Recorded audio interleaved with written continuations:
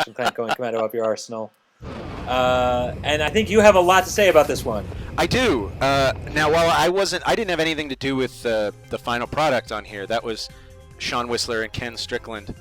But I did a lot of initial design on it. I played the fuck out of Mega Man X. And really, my vision for this game was to make Mega Man X, except with Captain Qwark. I take it from what you were talking about earlier, it didn't quite turn out that way. I don't know how to talk about this without breaking rule number 1. Because there's a lot of pent-up, stored bitterness that I think Ken, Sean, and I all have regarding this feature. Let's approach it this way. Yes. You say what you're going to say, and in the editing, if we find things questionable, we'll dub it over with something pleasant. Oh, like I like kittens or whatever. Right, yeah. I think that's probably the way to go. Okay. So, for this entire fucking thing. Yeah, that's not a great start. That's not the best start to the whole thing, but okay. So, we wanted this to be like a real old school throwback. That was really important to me and to Ken and to Sean. We all have a lot of love for old school SNES games of the Mega Man type. Okay. Right, that running and gunning, Metroidvania. I know you hate that term. Sort of a vibe, but we wanted to do it in 3D and as a mini game. Little did we know that doing this is enough work for an entire fucking game. Episode 1. Booty is in the eye of the beholder. Let's see. So at this point, you only have your fists. I remember. It's a gorgeous game, isn't it? It looks really good. I mean, one of the great things about this sort of game, offhand I remember, is that since we're doing so much less CPU-wise, we could go nuts with like those effects and stuff that were going on. Oh yeah, on the characters. So on the Qwark vid comics, we are going to be joined silently by Mary, who is going to take the controller and play, because Tony and I recorded some of this level and I was fucking horrible at it. So we're gonna have Mary do it, and so any mistakes you see may be me, but they also may be Mary. So she might just suck. We'll see. So let me to play devil's advocate for a second, Mike. Yeah. You were talking about how in your original vision was to be more like a Mega Man game, more trial and error sort of approach. More like a Mega Man X style. So less of the trial and error, but more. It was a slower paced platforming because you added in shooting. Well, so here's my my question. When you look at Ratchet & Clank as it was a game that started off as a platformer and started to, as it progressed, remove those slower style platformer elements and made it more streamlined and more approachable in general. And so wouldn't you think that maybe part of the backlash in that kind of game was that Ratchet & Clank was moving forward from that kind of stuff? And so wouldn't it make sense for, if we were going to do a 2D game, it would feel a bit out of place to have something so retro in something that we were trying to make more progressive and more modern? You know what? You sound just like... Cupcakes, so sweet and tasty cupcakes. I don't think I want to talk to you anymore. Just because you have good arguments doesn't mean that you're allowed to... No, I'm trying to play devil's advocate here. No. Like, isn't that a reasonable approach to come at it? It is absolutely a reasonable approach, and that was the main reason why the game is the way it is. The thing is when... Thanks, Mary. It's okay. So that is the reason why the game is the way it is, because when you're a designer, you're often designing things for yourself. Right. And the better you get at design, and the longer you've done it, the less this is a temptation to do. But at this point in my design career, I was still very much designing for myself, and I really wanted to design a Mega Man game. And the greater health of Ratchet and Clank be damned. I wanted to show them that it could be done. Right. So, and I think there were a lot of us who were very passionate about sort of 2D side-scrollers who felt that way, and that's why it was so disappointing. But you're right. In the end, this is probably, it's like the direction we ended up going was probably better for the game, but who knows? Well, I mean, it still seems kind of weird, and I guess this is my question: is that even as it is, it's still kind of a bit out of place. It's a very weird shift in terms of what's going on, and was that ever a concern with you guys, that it would be such a radical tonal shift in terms of gameplay for players? Like in focus tests, how did people react to, oh, all of a sudden I'm playing this sort of old school 2D platforming game? Oh, people were not very happy with that. There's a rule that I like to teach younger designers that I didn't follow myself at this point in my career, which is if the player didn't sign up for the thing you're designing, you really shouldn't make that thing super hard.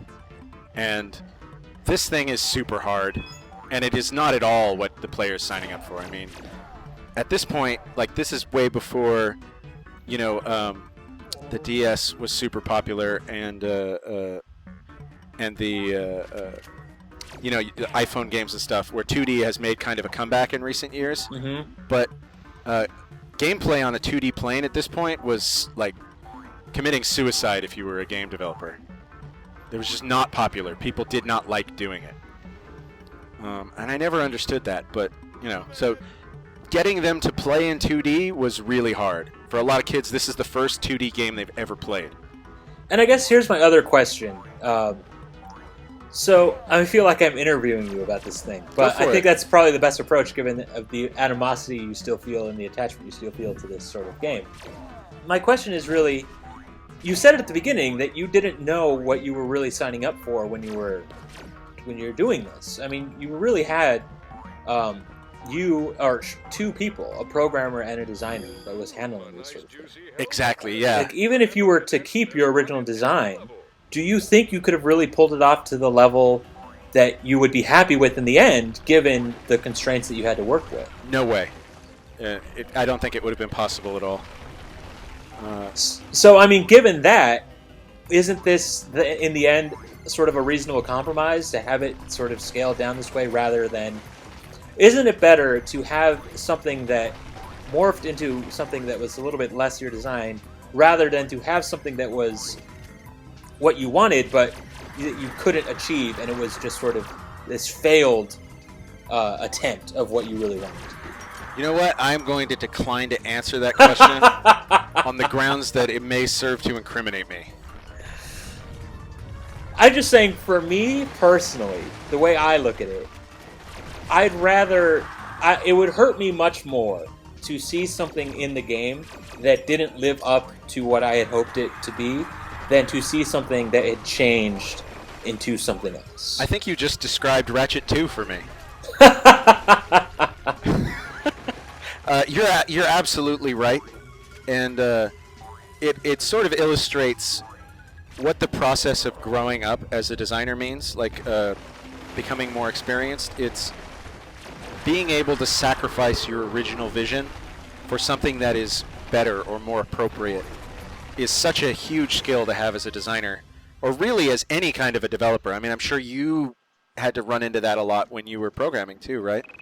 Yeah. I mean, there was definitely a bit in the Dr. Nefarious fight, which I guess we'll get to, where I had a similar conflict with the Dr. Nefarious fight when I was doing him. Now, the difference between you and me is that I don't think you ever compromised on anything. I think you always got your way. Unfair. I think that's an unfair criticism of me. Oh, Tony. But yeah, I think that the Qwark comics and sort of the lessons I learned from it, and pretty much exactly what you just said, illustrates what it's like to be a designer and to... At the beginning, ownership is very important, and at the end, just making something fucking cool is important. Mm-hmm. And the process of going from owning something cool to just collaboratively making something cool is a really neat sort of journey. Well, I think this is this is kind of what I'm getting at. I think this is sort of the notion I was leading to the whole time, was that I think, like you describe the Qwark comics as your vision and what you wanted, and that kind of stuff. And I understand that perspective, but isn't the better perspective to have as game developers that nothing is ours, right? Ratchet and Clank doesn't belong to us, despite the fact that we're making this commentary, and I know that's a very hypocritical thing to say. But Ratchet and Clank isn't ours, and no one feature is really ours. It belongs to everybody that worked on it. And I think that's something that gets lost in game development a lot, and not just by people who work on it. I think even people on the outside looking in sort of tend to attribute things to particular individuals, or something like that, when it's very hard to say even any specific feature and attribute it to one person. Yeah. And to sort of claim ownership for one thing is a little backwards, I think, right? Because it's all collaborative. It's a very collaborative process. It's funny. I didn't think that was the direction you were going to take that. Right. So what I'm saying is, isn't that sort of to hold on to that perspective that this isn't the way I intended it? That's where the conflict generally arises. When you have that sort of level of attachment to things, it's a weird place, because having that level of attachment definitely drives you to excel to another level, right? When you're that into something, you will put your heart and soul into it. Yeah. But that's also where the majority of conflict arises, where people are less willing to compromise their singular vision. And finding that balance between the sense of ownership and the sense of compromise and teamwork is a very difficult line. I agree. That's all I got. But what was I going to say? I was going to add one thing to it. We aren't really making this game for us. Often, you're making games that other people want to play. And that's a tough thing to kind of get used to. But as a designer, it's something that sort of fills out your everyday life, right? This game is for the player. The things you are designing are for the player, and your role as a designer on a game is to be the voice of the player in the design process. Oh shit! Okay, this was my idea. After we've just done all of that, this is me right here. Okay. Since we tested on Ratchet 1, I remembered that there was that as a Gadgetron employee, you got an employee discount, but they said that it wouldn't. It said that it wouldn't kick in for like another 3 years, and we made this game 3 years after Ratchet and Clank 1, and it takes place with Gadgetron in the correct galaxy, right? Right. So I said, why not? If they have a save from Ratchet and Clank 1, let them get let them get their employee discount. And so that was all me, except for all of the work that was done to make it happen. Besides that, all me. So I think we're done with this level now. I think so. And with that, I'm going to try to sign off, and if I fail, it's up to you, Tony. Okay. Are you ready? I'm ready. All right. So for developer commentary, I'm Mike Stout. And I am Tony Garcia. And we'll catch you next time. Nice. I did good, huh, Tony?